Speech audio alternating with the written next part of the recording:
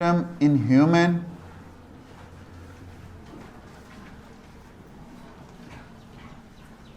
अब इस circulatory system में बेटे हमने कहा था कि दो तरह के सर्कुलेटरी सिस्टम जो हैं वो मौजूद हैं, जिसमें से एक को हम कहते हैं लिम्फेटिक सर्कुलेटरी सिस्टम और दूसरा था हमारा ब्लड सर्कुलेटरी सिस्टम।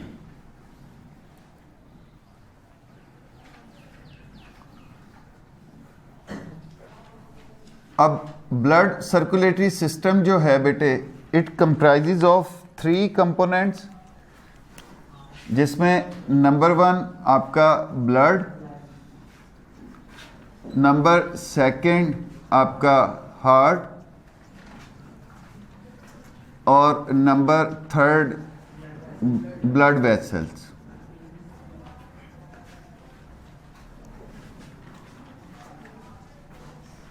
अब इस सिस्टम को हम बेटे दूसरा नाम भी देते हैं, क्या? Cardio vascular system.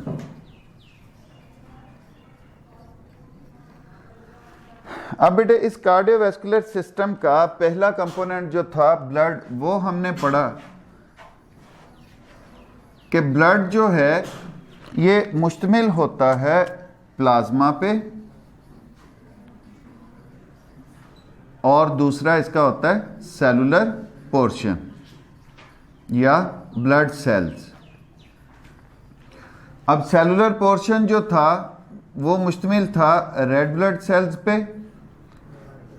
White blood cells पे और प्लेटलेट्स पे।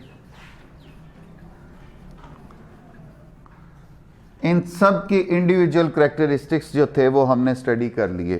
आज का बेटे हमारा टॉपिक ब्लड डिसऑर्डर्स।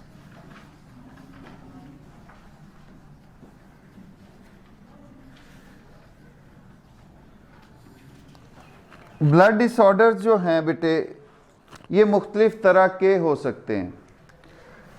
ये सेल्स की प्रोडक्शन जो है वो फॉल्टी हो सकती है,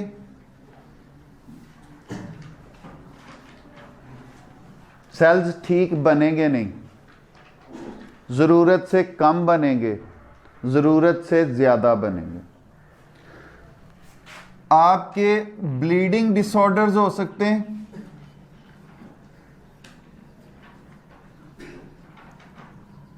मतलब खून रिसना बंद नहीं होगा, जमेगा नहीं, जख्म होगा, खून निकलता रहेगा।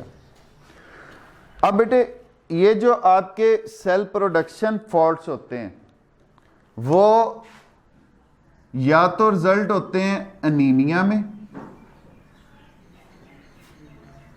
खून की कमी हो जाती है, हीमोग्लोबिन की कमी हो जाती है, या वो फॉल करते हैं आपके ल्यूकीमिया में, वाइट सेल्स की प्रोडक्शन जो है वो बढ़ जाती है, या वो रिजल्ट्स करते हैं बेटे थैलेसीमिया में। थैलेसीमिया बेसिकली आप कह लें सब टाइप ही है अनीमिया की। आज बेटे हम देखेंगे पहले what is leukaemia.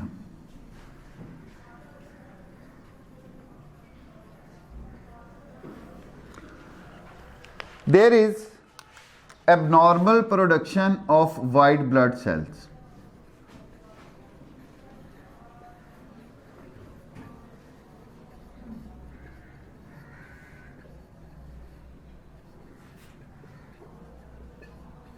White blood cells जो हैं इनकी प्रोडक्शन जो होगी वो नॉर्मल नहीं होगी। अब इसकी वजह क्या होगी? इसकी वजह बेटे जेनेटिक्स भी हो सकती हैं, वालिदैन से बच्चों में वो जीन्स आ गए जिसकी वजह से बच्चों को वो बीमारी होगी। म्यूटेशंस भी हो सकती हैं, म्यूटेशंस हम कहते हैं कि डीएनए में अपने आप कोई तब्दीली आ गई किसी भी केमिकल की वजह से या किसी भी और किसी फैक्टर की वजह से, जिस वजह से आपके वाइट ब्लड सेल्स जो हैं वो एबनॉर्मल बनना शुरू हो गए। केमिकल इंटॉक्सिकेशन,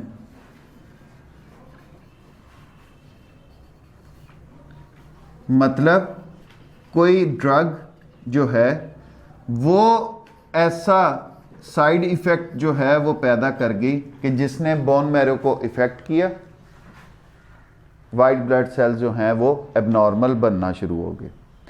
अब इनसे ये जो इनके काजिज हैं, इनसे इफ़ेक्ट कौन से ऑर्गन होते हैं? या तो बोन मैरो का डिफेक्ट हो जाता है,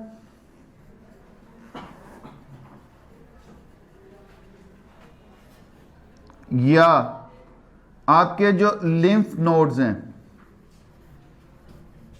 लिम्फेटिक टिश्यूज हैं, उनका कोई डिफेक्ट आ जाता है।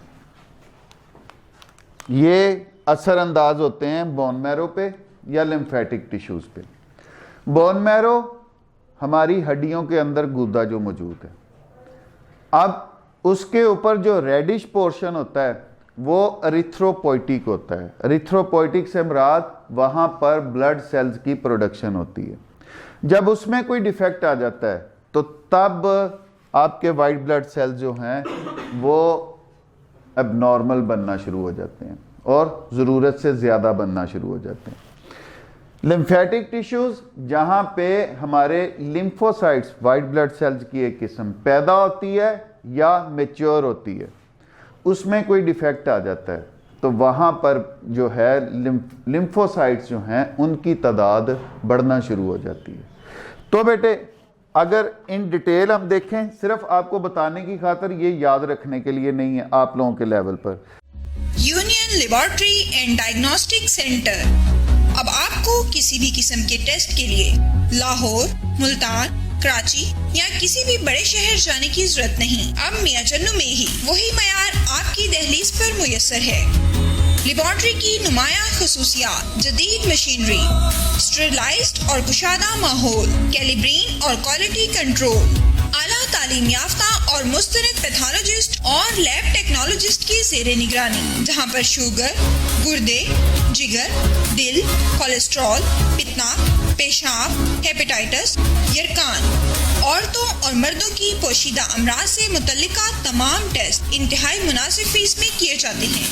बैरून मुल्क जाने के लिए आर्जी मेडिकल टेस्ट के लिए तशरीफ लाएं। घर से सैंपल कलेक्शन की सहूलत भी दस्तयाब है। जदीद तरीन पैथोलॉजी लैब को दुनिया के बेहतरीन आलात से आरास्ता किया गया है। यहाँ पे तकरीबन लेटेस्ट इक्विपमेंट पैथोलॉजी के सारे हैं। यहाँ पे ये है कि एक्यूट इमरजेंसी में जो भी चीज़ें रिक्वायर्ड होती हैं कार्डियक सर्जरी में, उसके अलावा बाकी कोई एक्सीडेंटल केस ऐसे हैं उनकी रिक्वायरमेंट के मुताबिक सारी चीज़ें यहाँ पे हैं। बेसिक जो हमारे टेस्ट हैं, उनके अलावा स्पेशल टेस्ट, हार्मोन एनालिसिस, उसके बाद इनके ट्यूमर माइक्रोबायोलॉजी डिपार्टमेंट, तो तकरीबन सब फील्डों को यहाँ पे कवर कर। Union laboratory and diagnostic centre, Mehar Mohammad Naeem, laboratory manager, biochemist, lab technologist, MSc biochemistry, university of agriculture Faisalabad, BSc medical laboratory technology, Sheikh Zayed hospital, Punjab university Lahore.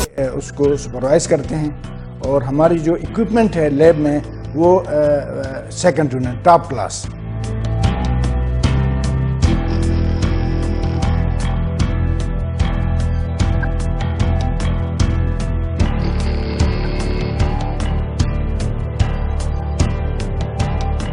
Phone 065-266-2586, 0334557586।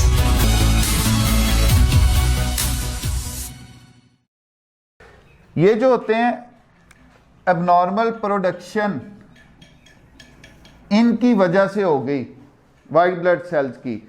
अब वो काम की नहीं है, मतलब बेसिक काम क्या था वाइट ब्लड सेल्स का, कि वो इम्यूनिटी बढ़ाते थे, हमारी इम्यूनिटी में रोल प्ले करते हैं। जो बाहर से कोई जरासीम, कोई कंपोनेंट्स हमारे जिस्म में दाखिल होते हैं जो हमें बीमार कर सकते हैं, ये उनको खा जाते थे, मार देते थे, हमें वो बीमार नहीं होने देते थे। अब हम ये समझें कि अगर ये ज़्यादा बन रहे हैं तो हम तो जो फॉरेन बॉडीज़ हमारे जिस्म में दाखिल होने वाली, हम तो उनसे ज़्यादा स्केयर हो गए। नहीं सर, हम ये वर्ड भी साथ याद रखें कि ये एबनॉर्मल सेल्स हैं, ये नॉर्मल फंक्शन परफॉर्म नहीं कर सकते। हम इसको ब्लड कैंसर का भी नाम देते हैं। यही ल्यूकीमिया जो है ये आपका ब्लड कैंसर भी कहलाता है। अब हमारे वाइट ब्लड सेल्स जो हैं ये माइलॉइड भी हो सकते हैं, ये लिम्फोसाइट्स भी होते हैं। याद है ना आपको कि हमने कहा था ये ग्रैनुलोसाइट्स होते हैं और ए ग्रैनुलोसाइट्स होते हैं। अब माइलॉइड सीरीज में वही आ जाते हैं हमारे जो ग्रैनुलोसाइट्स हैं, न्यूट्रोफिल्स, इओसिनोफिल्स और बेजोफिल्स। लिम्फोसाइट्स में हमारे बी और टी लिम्फोसाइट्स जो हैं। अच्छा जी, अब ये वाला जो है ये अक्यूट माइलॉइड ल्यूकीमिया भी हो सकता है और यही जो है वो आपका क्रॉनिक माइलॉइड ल्यूकीमिया जो है वो भी हो सकता है। इसी तरह ये आपका क्रॉनिक लिम्फोसिटिक ल्यूकीमिया भी हो सकता है और इसी तरह ये आपका अक्यूट लिम्फोसिटिक ल्यूकीमिया जो है वो हो सकता है। मतलब AML, CML, ALL, CLL, ठीक है। ये मतलब आगे इनकी टाइप्स हैं आप कह लें। अच्छा जी, अब इसको ट्रीट कैसे किया जा सकता है, इसको ठीक कैसे किया जा सकता है? ठीक करने का बेटे इसका एक ही तरीक़ेकार है कि इसकी बोन मैरो ट्रांसप्लांट की जाए। ये मोस्टली केसेस में सक्सेसफुल है लेकिन ये एक्सपेंसिव है। बोन मैरो जो पेशेंट है उसकी निकाल दी जाती है, किसी डोनर की उसमें डाल दी जाती है ताकि उसके सेल्स जो हैं वो नॉर्मल बनना शुरू हो जाएं। जो रेमेडी है इसकी, ये इसका हल है। जो रेमेडी है इसकी वो आफ्टर रेगुलर इंटरवल्स मरीज का ब्लड एक सेहतमंद इंसान के ब्लड से तब्दील किया जाता है। मतलब इसके ब्लड का जो है वो लगा दिया जाता है। लेकिन ये जो रेमेडी है ये रिपीट करना पड़ती है हफ्ते बाद, 2 हफ्तों बाद, वो डिपेंड करता है कि ये किस सिवियरिटी का ल्यूकीमिया है, तो उस हिसाब से उसको हम तब्दील करते हैं। अब बेटे नेक्स्ट ब्लड डिसऑर्डर की तरफ हम जाएं तो दैट इज थैलेसीमिया।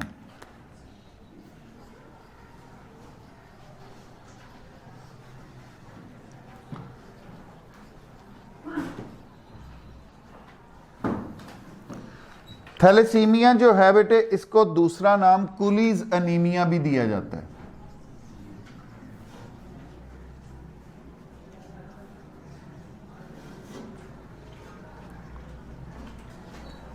अब कुलीज जो है ये बेसिकली एक फिजिशियन का, अमेरिकन फिजिशियन का नाम था जिसका नाम थॉमस बी कुली है, तो उसके नाम पर इसको उस एनीमिया का नाम दिया जाता है। अब बेटे काजिज इसके भी तकरीबन उससे मिलते जुलते ही हैं। ये किस वजह से होता है? सबसे पहले जेनेटिकली ट्रांसफर होता है, मतलब इसके जीन्स वालदैन से बच्चों में मुंतकिल होते हैं। वालदैन में से किसी को है खुदा न खास्ता तो वो बच्चों में। अच्छा जी, नंबर 2 म्यूटेशन। म्यूटेशंस हमने देखा किन को कहते हैं? Changes in the DNA. DNA में कोई तब्दीली आ गई। अब इन दोनों वजूहात की बिना पर होगा क्या? There will be abnormal production of haemoglobin.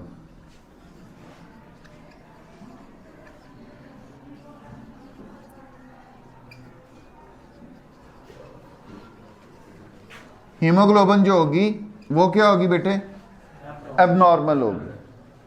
अब हीमोग्लोबिन का बेसिक फंक्शन क्या था, इट ट्रांसपोर्ट ऑक्सीजन।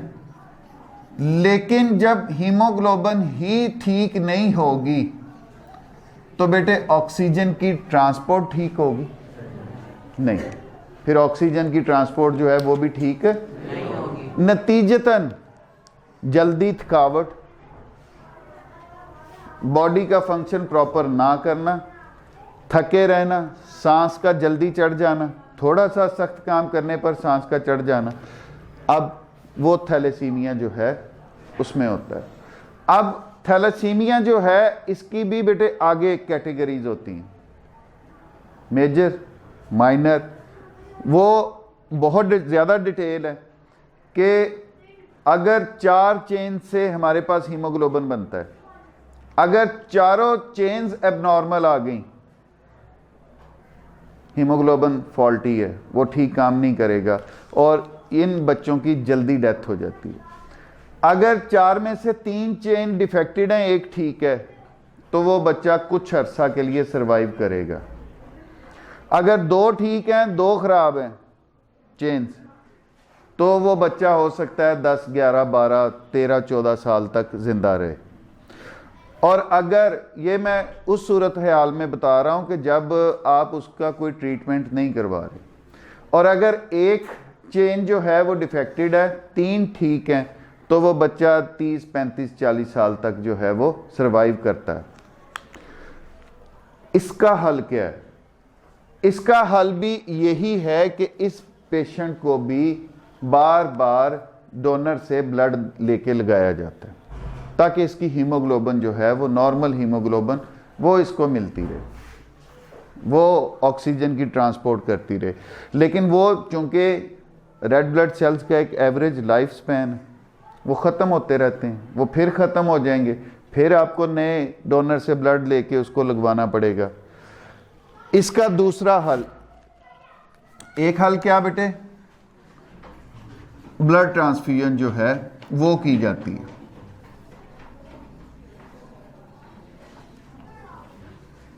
दूसरा बेटे हल, इसमें भी बोन मैरो ट्रांसप्लांट है, लेकिन इन केसेस में बोन मैरो ट्रांसप्लांट जो है वो ज़्यादा सक्सेसफुल नहीं होती।